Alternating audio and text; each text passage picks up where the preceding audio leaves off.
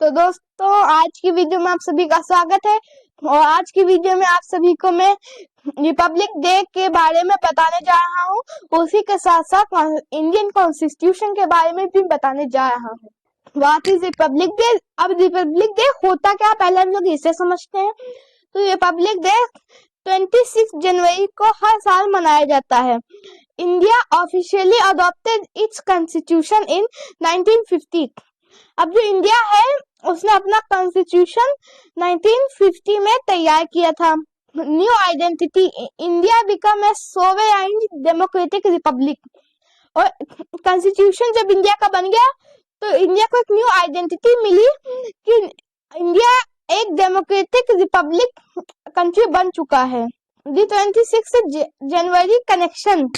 अब जो Republic day है वो 26 जनवरी को ही क्यों होता है, किसी और भी तो दिन हो सकता है। तो इसका एक रीजन है। इन 1930 the Congress declared Purna Swaraj complete independence.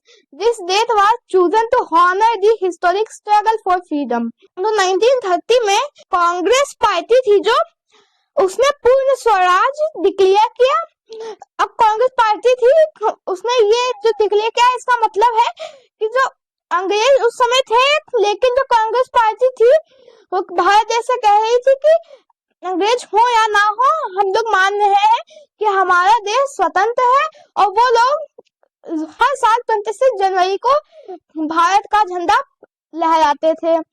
इसीलिए 26 जनवरी को यादगार बनाने के लिए 26 जनवरी को कॉन्स्टिट्यूशन को पूर्ण रूप से लागू करने की डेट चुनी गई है। What is the constitution? अब हम लोग कॉन्स्टिट्यूशन के बारे में पढ़ते हैं। अभी कॉन्स्टिट्यूशन बनाना क्यों जरूरी है?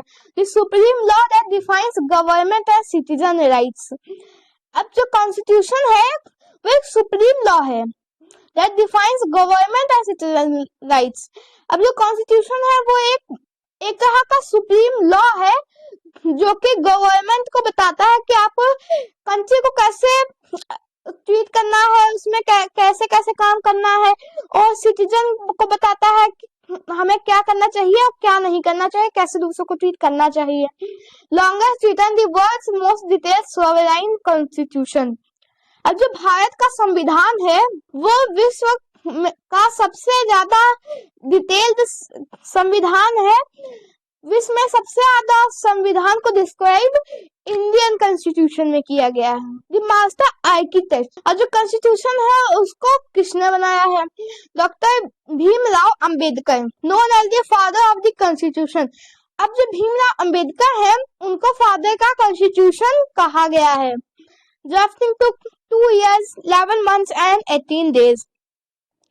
अब जो कॉन्स्टिट्यूशन बनने में समय लगा है वो 2 years 11 months and 18 days लगे हैं पूरा संविधान को लिखने में और उसको बनाने में। The preamble. अब कॉन्स्टिट्यूशन के साथ एक प्रीम्बल भी है, the soul of the law. और ये प्रीम्बल लॉ की आत्मा है। Sets the goals justice, liberty, equality and fraternity. अब जो प्रीम्बल होता है वो हमें ये बताता है कि हम जज को कैसे जस्टिस करना चाहिए, लिबर्टी कैसे होनी चाहिए, इक्वालिटी होनी चाहिए और फ्रेटर्निटी भी बताता है। Declares India cellular democratic Republic.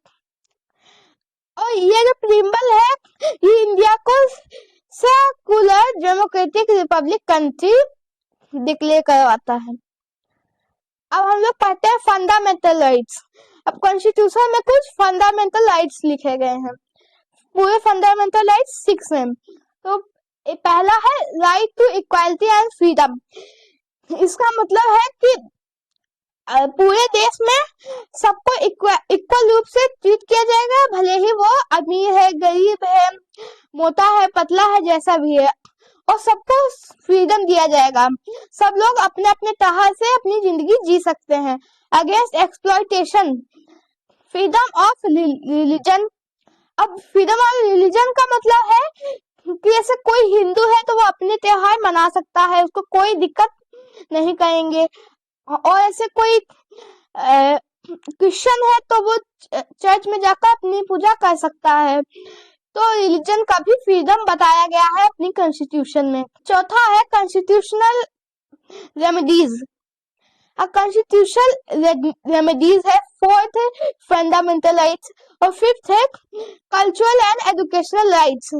अब इसका मतलब है कि पूरे भी देश में कल्चर को भी इम्प्रूव किया जाएगा और सारे बच्चों को एजुकेशन मतलब पढ़ने का अधिकार है। मतलब किसी भी स्कूल में लड़का भी पढ़ सकता है और लड़कियां भी पढ़ सकती हैं।